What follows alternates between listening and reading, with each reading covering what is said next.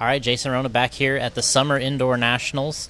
We're here at the third leg of our series for the year in 2018. We're here with Ron Schuur with SchuurSpeed, Hobbywing. And Ron, this is our second time here now. And talk to us about the event here at Hobby Action and what's going on in your camp this weekend. I think, well, I love this facility, number one. It's great. But, yeah, the track's good. It's challenging. The guys are running hard.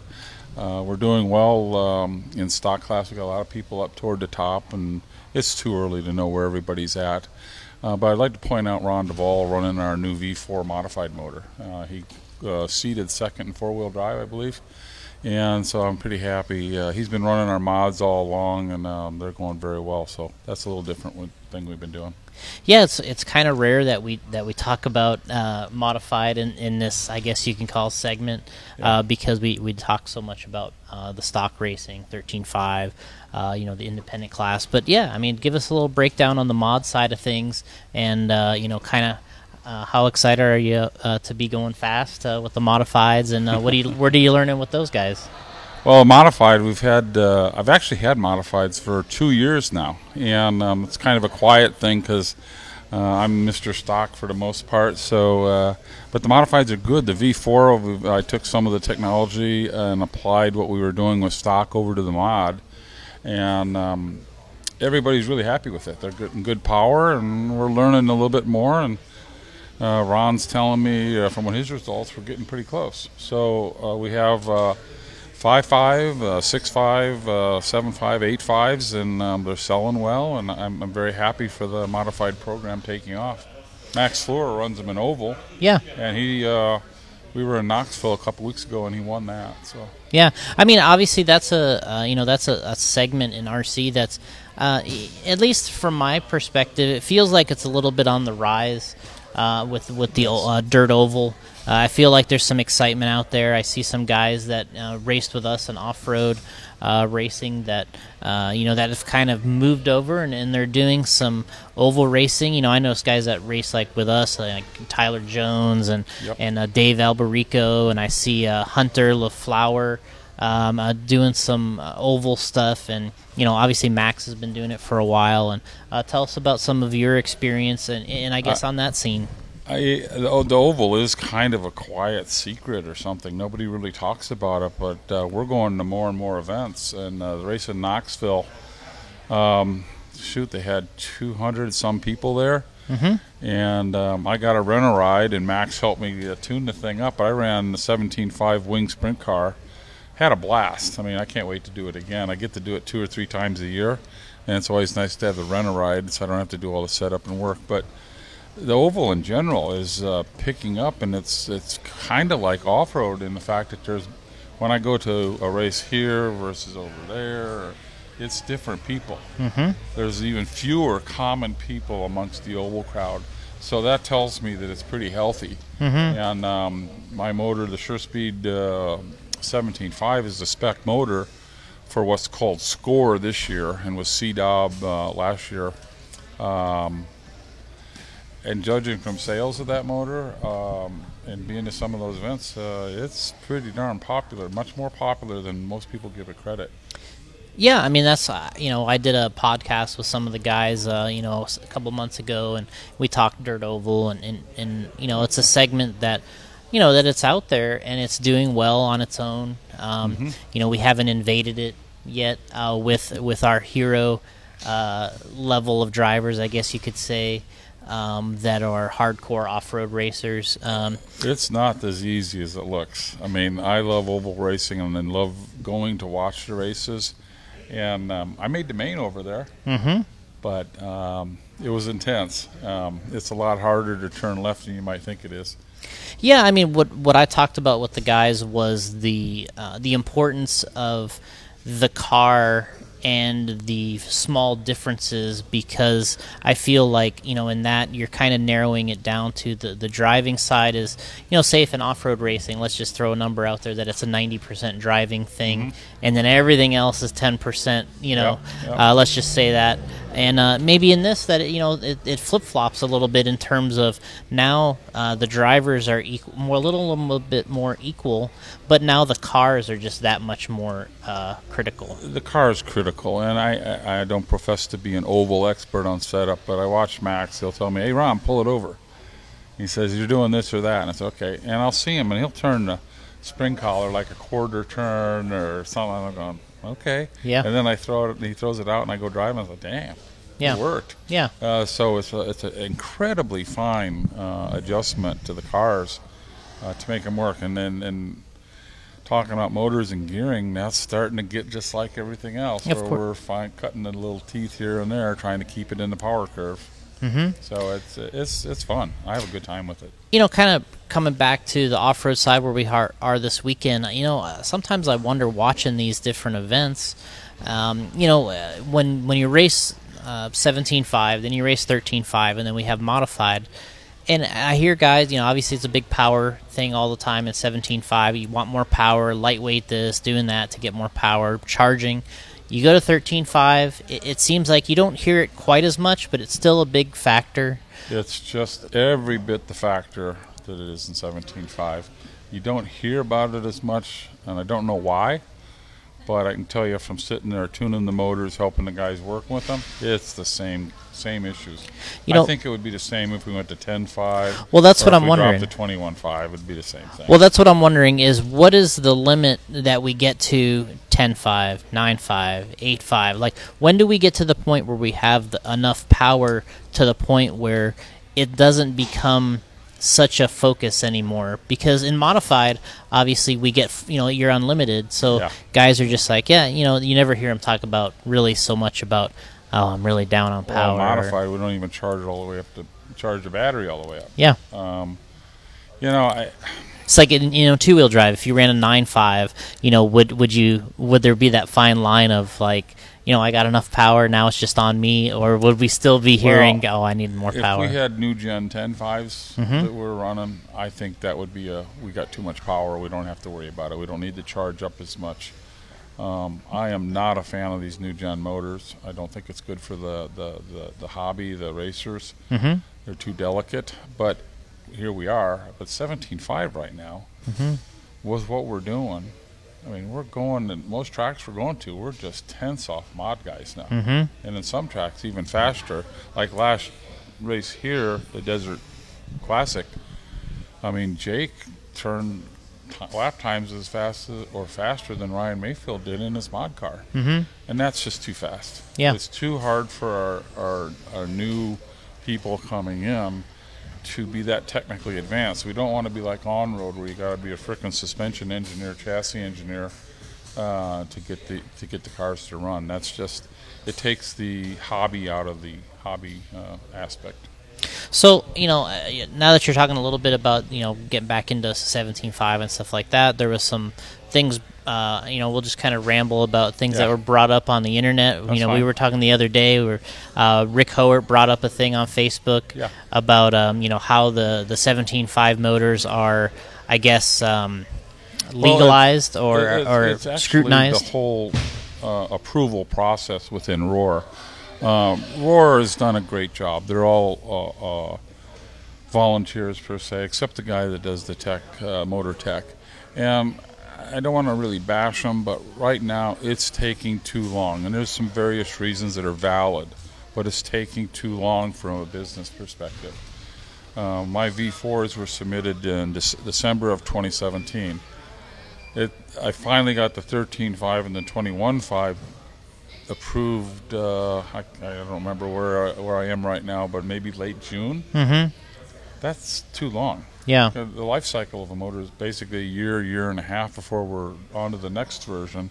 And if it takes us 5, 6, 7, even 4 months, it's just too long. Yeah. So what Rick has asked, if you don't know, is he said, hey, if there was an independent lab out there that would do the testing for motors, would race promoters accept that as a legal or that list is the gospel besides the Roar list?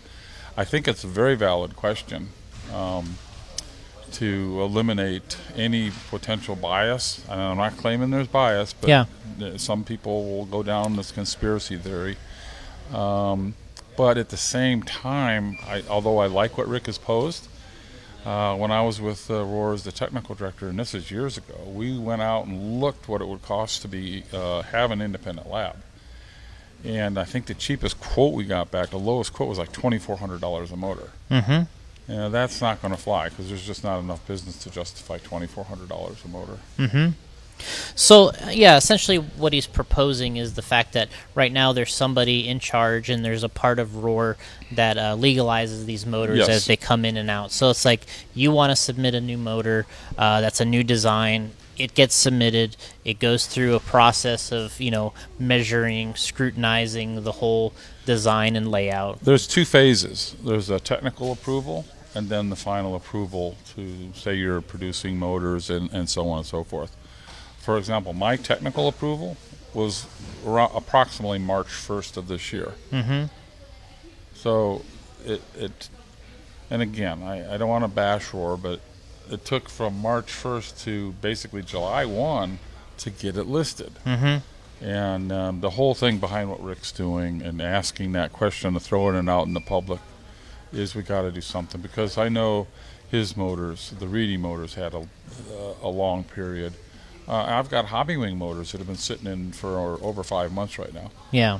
So, yeah, like you're saying, is essentially it's not so much that, you just wish that the process was a little quicker, and basically what Rick is proposing is that, hey, if you had an independent lab do this, would race promoters, which I guess would be considering like our race here, yes. Would we say, hey, this has been checked by an independent lab, it's deemed to be legal within the guidelines of Roar, and let's rock and roll, let's use these, and that's what he's proposing. That's my understanding, and from what I'm reading. I have not spoken to him directly about it. I do intend to, but I have not spoken to him. Yeah. So, yeah, obviously there's a lot going on behind the scenes. I mean, this is a little bit different of a talk that we're having this time versus, the product-oriented. Correct. This is a little more behind the scenes, but this is stuff that has to happen in order for these things to get out there for us to use them, right? Well, I mean, just throw it around. I mean, if we had to approve tires and you had to wait 6 months for an approval, as fast as the tire game changes, like the motors, I mean, that'd put you at a handicap. Oh, of course. Yeah, I mean, because it depends on when your cycle time is and, all that type of thing. And, yeah, it's definitely critical. It's a very important part of the motor game is to get the approvals and have them checked out. I'm not disregarding or just saying dismiss it, but it's got to be quicker. Yeah, I mean, do you think that if it went that direction where it was independent, so to speak, that that things would happen, a little quicker, and then maybe, would it change in the grand scheme of things? Would anything change, you think? Well, here would be my concern. What Rick's proposed, or what seems to be on the table, again, from my understanding, is getting the motors inspected and approved. But we don't have a rules organization around it to enforce the fact that the rules keep and stay are enforced, let's put it that way. So we have to check motors randomly from production and so forth. That part hasn't been addressed. The rules enforcement hasn't been addressed. That would be the only thing that we have to work out. How do we know that what was inspected is what is being produced 2 months, 6 months, a year down the road? Yeah, the consistency of the product that was once approved, and yeah, I don't know how you would do that other than being. That comes back to Roar. Yeah, obviously there's spot checks you could do, but at the end of the day, there may be something in terms of. There's always going to be something out there that's plus or minus in the spec range, and then how do we continue to push that limit but still stay under it, I guess you could say? I've been doing motors. Well, I did motors before SchuurSpeed under the Team Icon Racing, and I did Losi stuff before that. And you have to have a pretty sloppy manufacturer for the tolerances to get in the way. And I'm sorry, that's just how it is. That's My experience is not telling me you have these wild swings and variances. Yep. And I don't want to go into anything that's going on or has or might or whatever. I'm just saying the enforcement side of it's got to be there. Yeah. And we're not talking about that. And that would be my concern. If we went with an independent list, okay, what happens if something happens? Yeah. Okay. Well, I mean, that's obviously a huge thing going on behind the scenes in RC, and it affects everybody because 17.5 or 13.5. Well, this is affecting classes. all the motors. Yeah, this is not just a 17.5 issue. And a lot of the companies, and I think we talked about it, or I've talked about it, maybe it was on the podcast. Going to spec fixed timing motors, guys, is not necessarily a panacea. Yeah. They are not created equal. They're lower cost. The QC's not as stringent.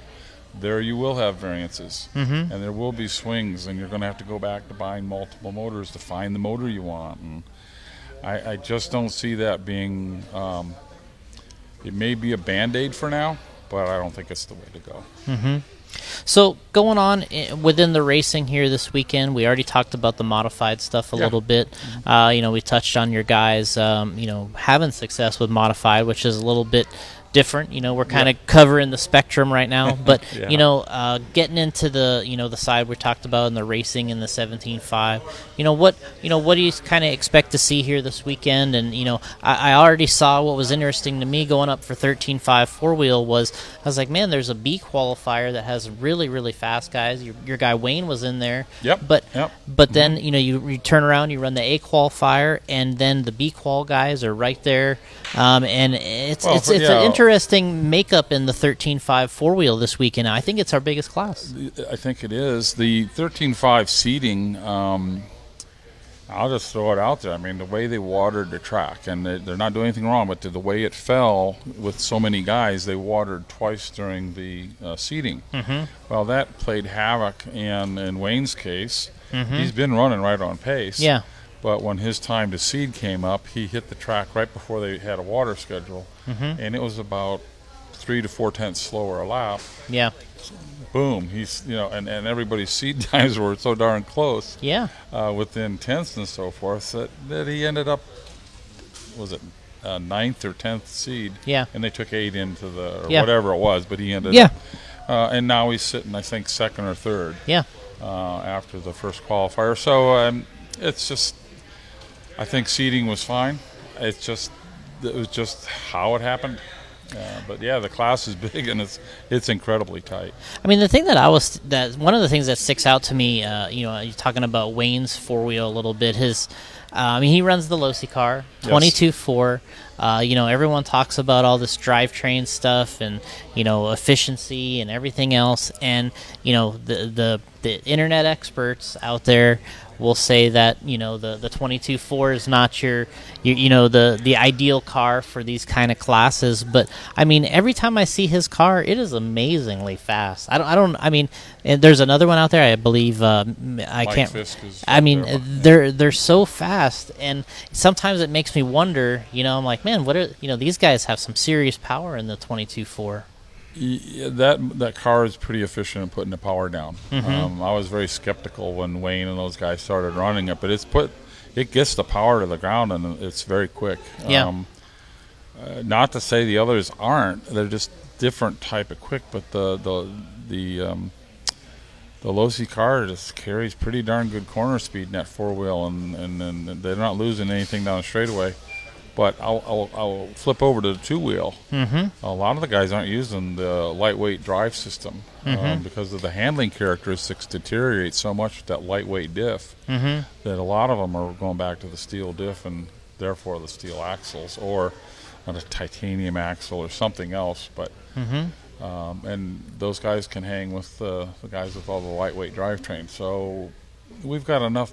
Going back to your question, when do we have enough power? We've got enough power at 17.5 right now. We don't need everything to be super light. Yeah, I mean, I know we race a lot back home with AJ Morasco. Sometimes Paul is like, I've seen AJ turn his power down on his stock car before because he was faster and smoother. running less. I mean, this isn't 17.5. I mean, he's detuning it because he's like, oh, it was smoother when I detuned it a little. I'm not going to mention names. We're doing that here with one of our guys. Yeah, he's a little bit too throttle happy. So I said, let me see your speed control for a minute. Yeah, and you know, it's amazing to see, but you know, it gets to the point where drivability is one of the number one thing. This track requires a lot of drivability. You're constantly at speed, and you've got to be pretty precise on your landings and so forth to get that quick lap. You can't start going wide anywhere, or you start losing the setup for the next jump. And to make the one back triple in front of the driver's stand, you've got to have a car that's handling good, downside that one right before it, and be able to cut that corner good to shoot across. And then you know, kind of we're going around the table here, and you know, we had I was out there watching a little earlier doing the independent stock buggy. You know, we got a good little you know, group of guys running that class here this weekend, and there's a couple good drivers in that class that are independents, you know, and you know, not representing the sponsors or anything like that, and I saw them also, you know, with a good amount of power, guy tripling every lap.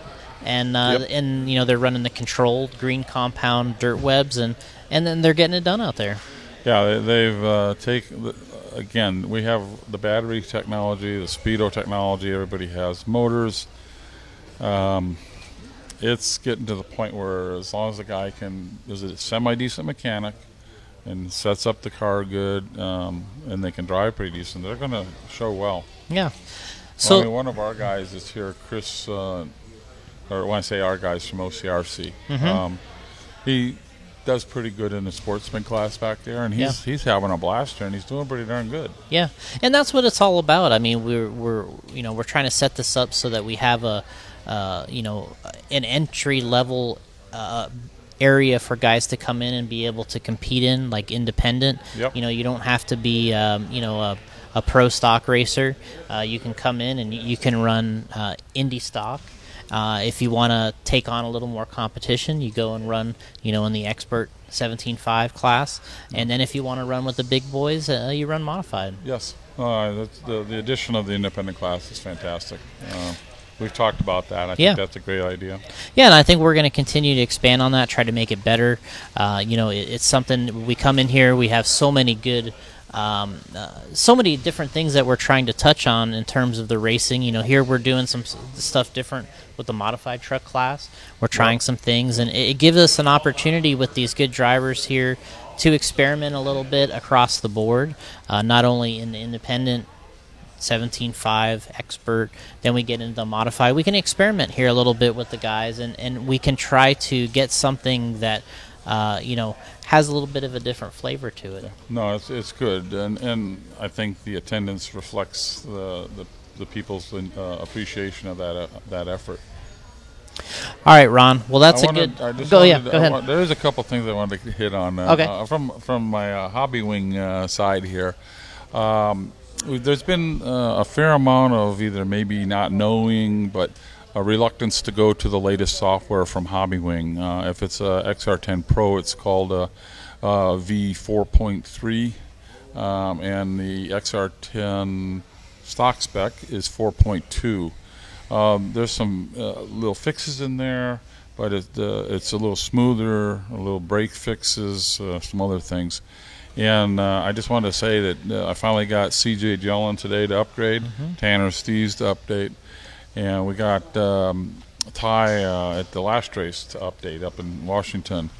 And all of them have come back to me and said, gosh, we should have done this sooner. Yeah. And CJ, I think he got, second to Ty. He did. Yeah, I think he TQ'd. He TQ'd today with it, and he came over and thanked me for doing it.